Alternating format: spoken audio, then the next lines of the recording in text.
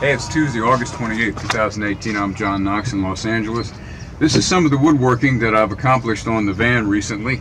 And my birthday was about 3 days ago. And someone posted on my Facebook an intersection of two streets. And the street signs read, intersection of John Knox Road and Harmony Lane. And I like that. I really did. The thing about activism is there's a truth in the activism that we seek, and I believe that when the truth is known by more people, there's going to be more harmony in the world. I think that's one of the reasons why I'm drawn to being an activist. It's one of the reasons why I'm drawn to be a woodworker too, because there are solutions to be found in every one of these problems. And believe me, getting this table to live on the side of the bed, you know, and be in motion when the truck is in motion, and yet be secure, and also be secure when the bed's down.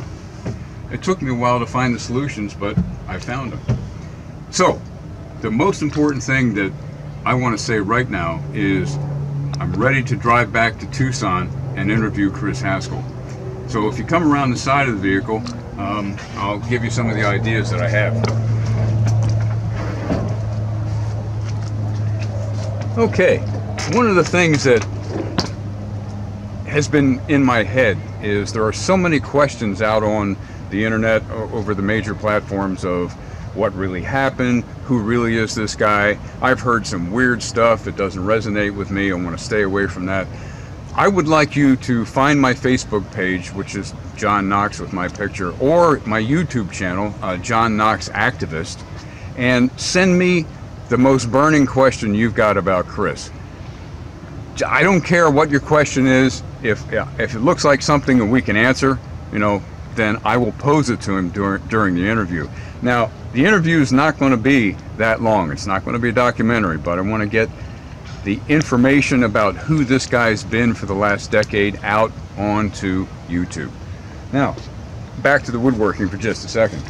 This is a Murphy type bed. It folds down on these hinges. It's an old factory door that I got in Baltimore from about the 1880s. And this table, as I said, this table clips on the side of this door, and that's where it rides.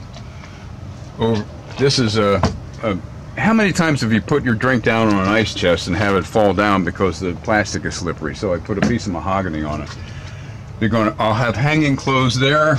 I've got 10 gallons of water stored off to our left that you can't really see. Here's my mountain bike. Now over here in the front, this is a work van, and in '91 they didn't build big consoles for all kinds of storage. So what I did is I built a box. That's my friend Bob. And this is my catch-all up front. And then if I need another desk, I got one.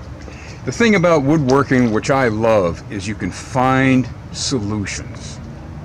And I bring that to my activism.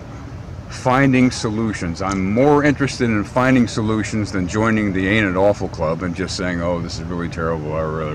I want to find solutions. And I think Chris Haskell has also been doing that, trying to get people to look up and then figure out what to do about it. So that's why I'm going back to Tucson to do the interview. All right?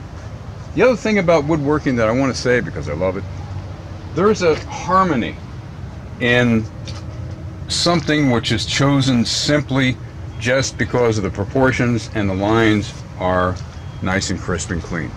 It's not overly gaudy, it's not overly engineered. This is a working man's type of carpentry. It can get scarred and it can get stained. It can get character like me, and it'll be fine.